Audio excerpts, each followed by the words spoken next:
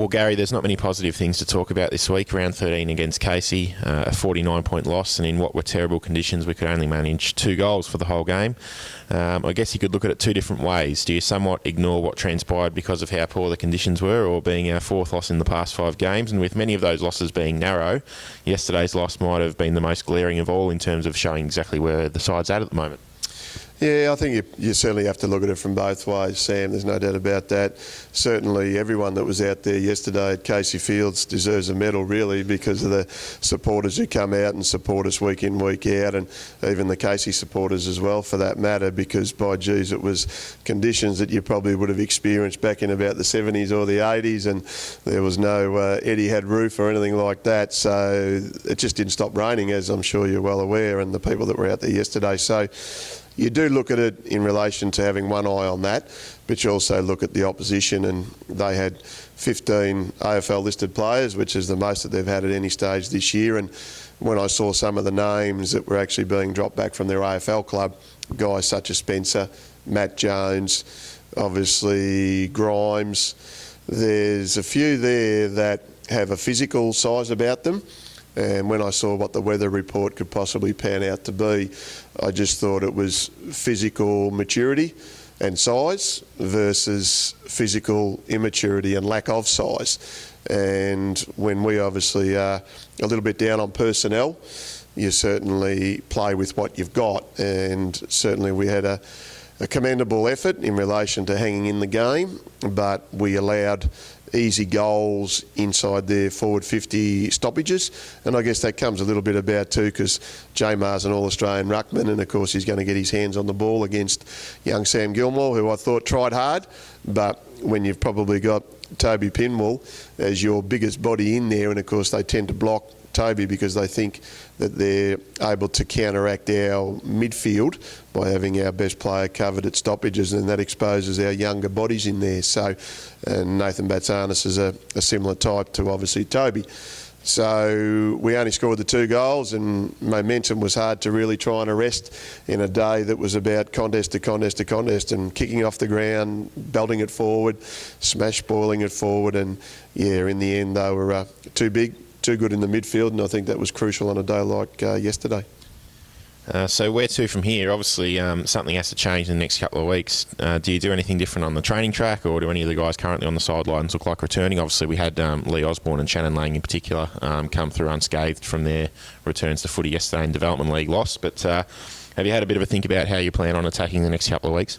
Yeah, we do, and obviously every day that you actually are involved in this game, you always reflect on what you did well and what you can do better, and I think that's pretty important starting tonight. So today there's not a lot in reviewing the game. We'll certainly set about trying to get our focus onto Richmond as quickly as we can from a senior point of view, and obviously Frankston from a development point of view. Certainly the guys that you mentioned in Shannon Lang and Lee Osborne, well, Shannon played his first game for probably 3 months and got through in 3 quarters, which was exciting for us. How he pulls up, we'll have to have a look at. Lee Osborne got through the game without really, I would have thought, playing somewhere near his best. Chris Kane should be right if he gets through, obviously, our training sessions this week. Shannon Taylor missed the game in the development team because he was sick, so you'd think he should be available for selection, more than likely in the development, because obviously being sick and not having played a game, young Austin Denny's pulled out late with a crook shoulder, so you'd like to think that he'd be available. But really, when you analyse our last 5 weeks, we've lost 4 and won 1, and that was obviously against Frankston that are going through a little bit of a trough. So our form in relation to playing the game with the personnel that we've currently got, I would have thought needs to change, and there'll certainly be some guys that will miss out at selection table this week, because we've really got to expose some of our guys within Greg Ryan's development team, and you just don't know what you're going to get.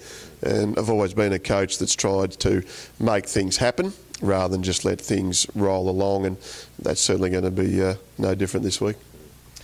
So Richmond next, they're coming off a nice win over the Northern Blues on the weekend, and although they are below us on the ladder, they've also had a lot of close losses to quality sides themselves this year. It's obviously always difficult to make plans in relation to AFL listings and availabilities, but it might even be worth picking Nathan Batsanis' brain a little bit coming into this week after his year at Richmond last year.